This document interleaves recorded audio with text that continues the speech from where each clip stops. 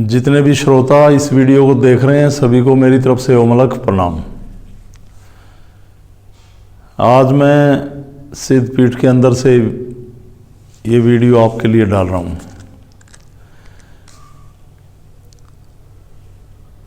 जब से मैं महाराज जी की शरण में आया, महाराज जी का मुझे साक्षात्कार हुआ 20 साल पहले, मैं भी आप लोगों की तरह अपना जीवन व्यतीत कर रहा था। भूत प्रेत, किसी को ये ओपरा हो गया, किसी में गलत चीज़ें खेलती हैं, भगवान क्या है, न जाने कैसे कैसे बीमारियां किसी आदमी मूवमेंट होते देखी है मैंने कहीं कहीं पे। ये बहुत सारी बातें, और इन 20 सालों में बहुत बड़े प्रैक्टिकल मैंने किए। करीब 1 से 1.5 लाख लोग ऐसे आए मेरे पास इन 20 सालों में, जिनमें तरह तरह की ऐसी बीमारियां थी, ऐसी परेशानियों से ग्रस्त थे, जो इतने बड़े बड़े स्थानों पे, जो बहुत प्रख्यात स्थान, जहाँ पर 10-10, 15-15 साल से जा रहे थे, 25 साल से जा रहे थे, और शरीर में एक आत्मा बोलती थी। कभी अपने आप को वो पितर बताती थी, कभी माता बताती थी, कभी कुछ बताती थी, कभी कुछ बताती थी। और कहीं भी इलाज कराने जाते हैं तो कहते जी ये जाती है जहाँ पे, इससे वचन भराते हैं, और फिर महीना 20 दिन नहीं आती, फिर आती है। कहीं जल में नमक डलवाते थे, कहीं इसको हमने पिंड दान भी कराए, पता नहीं क्या क्या कराए, पर महीने में 20 दिन में ये दोबारा हमारे शरीर में फिर आ जाती है और फिर बोलती है। तो इस प्रकार की आत्माएं, उनको पता नहीं क्या क्या नाम दिए गए। खासकर एक पितरों को लेकर बहुत बड़ी दुविधा, बहुत असमंजस में लोग बहुत परेशान हैं। और मेरा मानना तो अब तक ये रहा कि जो शरीर में आके हमारे खेलते हैं वो ठीक नहीं। मैंने तो दरबारों में देखा कि परमात्मा शरीर में आके खेल रहा है। इस पे तो मैं काफी वीडियो डाल चुका आपके सामने। परमात्मा को हमारे शरीर में आने की जरूरत क्या है? इतने सारे अंधविश्वास और पाखंड इस दुनिया में जन्म ले चुके हैं, और हमारे दिमाग में कुछ लोगों ने ऐसी भ्रांतियां फैला दी है, हमें ऐसे डरा रखा है कि हम उन पाखंडों को और झूठी परंपराओं को हर तरीके से मानने पे तैयार रहते हैं। तो हमारे पास तो लोगों के फ़ोन आते रहते हैं, जैसे वीडियो देखते हैं लोग, या स्थान पे जुड़े, या जैसे कुछ लोग सिद्धपीठ में जुड़े उनसे मिलते हैं, और कोई भी कष्ट है वो लोगों को बताते हैं, भाई मुझे ये है कि गुरु जी से मिलवा दो। तो ऐसे ही काफ़ी फ़ोन आते हैं कि जी हमारा पितर बंधा हुआ है, कह रहे हैं जी हमारा पितर प्रेत योनि में आ गया, हमने पिंडदान भी करा लिए, हमने पितर पाठ भी कराया, अनेक अनुष्ठान करा लिए, पर कोई उपाय नहीं। आखिर प्रेत है क्या? नाम इतना भयंकर है कि सुनकर डर लगता है लोगों को कि प्रेत। डरने की कोई बात नहीं है। जब इंसान ये शरीर छोड़ता है, अब जैसे कोई भी इंसान है, एक इंसान तो जिंदगी भर किसी न किसी चाहत में डूबा रहता है, भोग विलास में, श्रृंगार में। मैं ये पहनूं, मैं अच्छा लगूं, अच्छे व्यंजन खाऊं, शराब पीना, जुआ खेल के ऐसे प्रॉपर्टी हासिल करना, चोरी डकैती करना, न जाने कितने तरह के गलत कामों में उसकी इच्छाएं होती हैं कि मैं इन कार्यों में लिप्त रहूं, बुरी संगत में रहना। और ऐसी ही इच्छाओं को लेकर जब इंसान अपना शरीर छोड़ता है, तो वो आत्मा, मैं पहले भी काफी बता चुका हूं, इन्हीं इच्छाओं को लेकर भटकती है, और मरने के बाद इन इच्छाओं की पूर्ति के लिए वो हमें सौपन में दिखाई दे के ये चीजें मांगती है,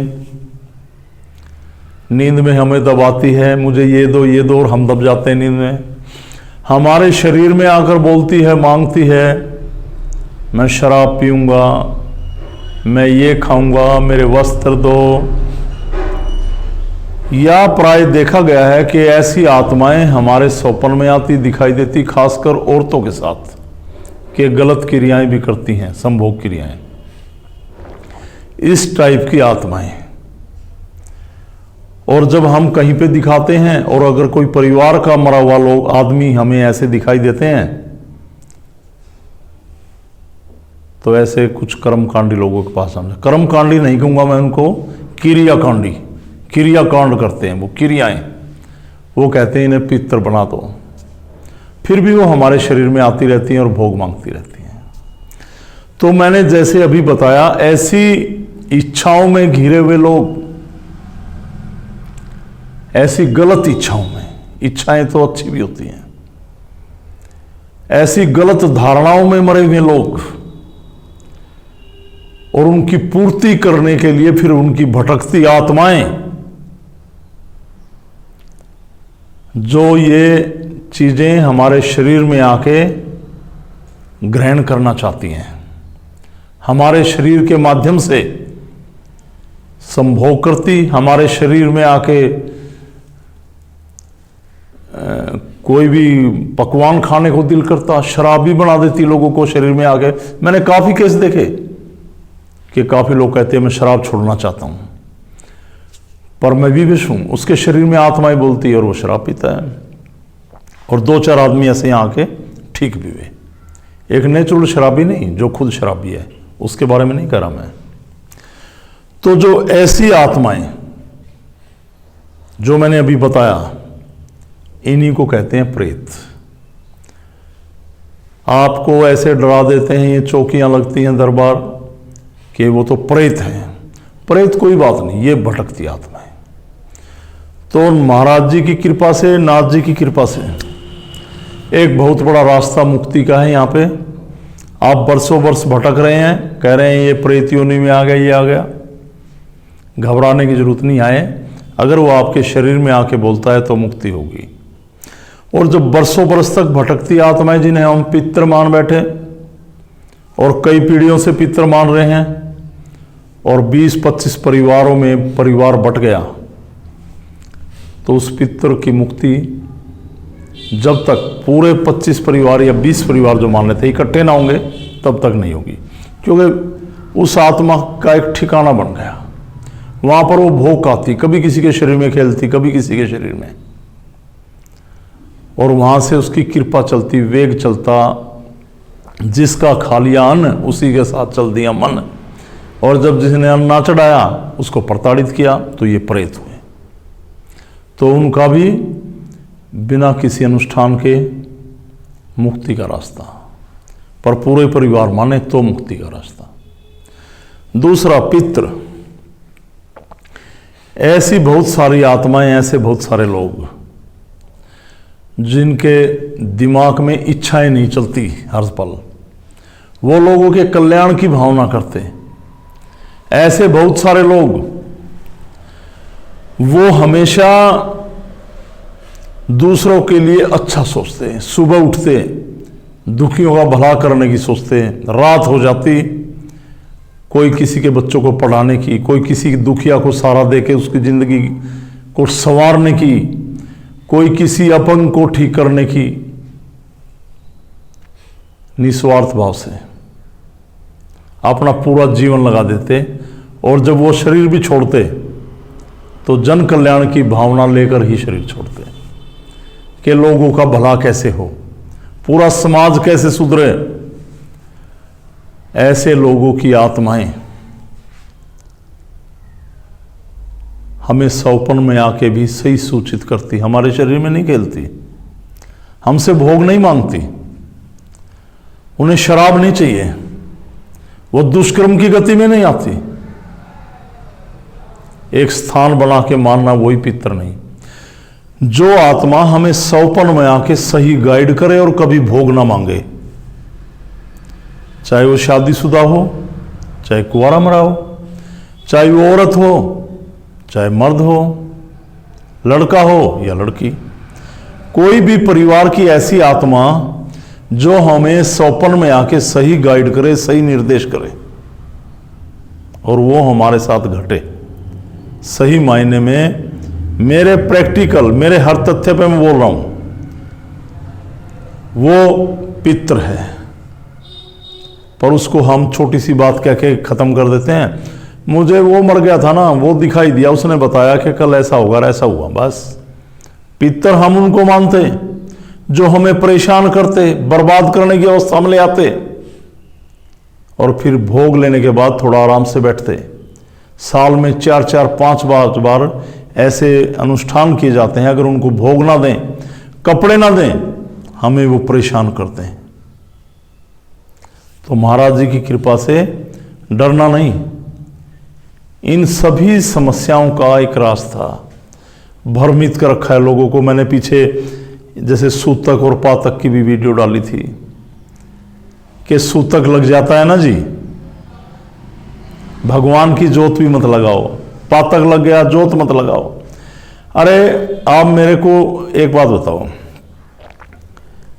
घर में एक बच्चा हुआ तो क्या खुशी का माहौल नहीं है? आपने परमात्मा की भी जोत बंद कर दी, वैसे मिठाइयां बांट रहे आप। इन सभी वहमों से बाहर आए। और जो मैंने ये प्रेत वाला मामला बताया, घबराने की जरूरत नहीं है। कौन भरेगा पिंड? बताओ कौन भरेगा?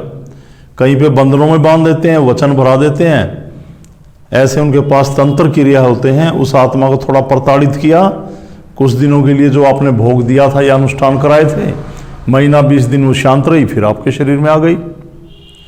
यहां पे मिलेगा आपको पूरा समाधान, एक मुक्ति का रास्ता, और इस बीमारी से आप मुक्त होंगे। घबराएं ना बिल्कुल भटकें। और शंकर भगवान व गोरक्षनाथ जी की कृपा से इसका सही निवारण। तो जिनको ऐसी परेशानियां हैं, और डरे ना, डर बहुत, मैंने बहुत सारे लोगों को देखा, एक बात कोई उनको कुछ बता देना, वो दिमाग में घुमाते रहते हैं पागलों की तरह। दिमाग से डर को निकालें। अगर आपने दिमाग में किसी बात को बिठा लिया है, डर को बिठा लिया, तो निश्चित ही आप परेशान होंगे। और अपनी विल पावर को मजबूत रखें। अगर आपकी आत्म शक्ति मजबूत है तो कोई भी तांत्रिक शाना या कोई भी आत्मा गलत चीज आप पर प्रभाव नहीं डाल सकती। शारीरिक तौर पर भी तंदुरुस्त होकर जिए, और ये मिलेगा आपको आत्मिक तौर पर तंदुरुस्त रहने का एक रास्ता। आपकी विल पावर स्ट्रोंग होगी, आप पे कोई तांत्रिक अटैक ना करेगा अगर सही रास्ते पे चलेंगे। तो डिस्क्रिप्शन में काफ़ी साधकों के नंबर हैं, उन साधकों से आप बात कर सकते हैं। रविवार को दरबार लगता है, फ़ोन करके मिलें, कभी हम यहाँ पे उपस्थित ना हों। तो सभी को मेरा यही संदेश था विशेष। इन्हीं बातों को लेकर बहुत सारे परिवार परेशान हैं। आस पड़ोस में कहते हैं हम इन बातों को नहीं मानते, पर चोरी चुपके सभी लोग, कोई कहीं चौकी पे जा रहा, कोई भगत के पास जा रहा, कोई ज्योतिष पे जा रहा, ना जाने कहाँ कहाँ धक्के खा रहे। पीढ़ियां बीत गई, समाधान ना मिला। इसका एक ही समाधान है, मुक्ति। अनुष्ठान से नहीं होगी मुक्ति, कृपा से परमात्मा की शरण में होगी मुक्ति। तो आपको मिलेगा रास्ता। तो इसी संदेश के साथ सभी को, जितने भी दर्शक इस वीडियो को देख रहे थे, सभी को मेरी तरफ से ओमलक प्रणाम। शंकर भगवान व अलग पुरुष गोरक्षनाथ भगवान के चरणों में वंदन, प्रणाम। माँ भगवती को प्रणाम और सनातन धर्म की जय। प्रणाम सभी को, प्रणाम।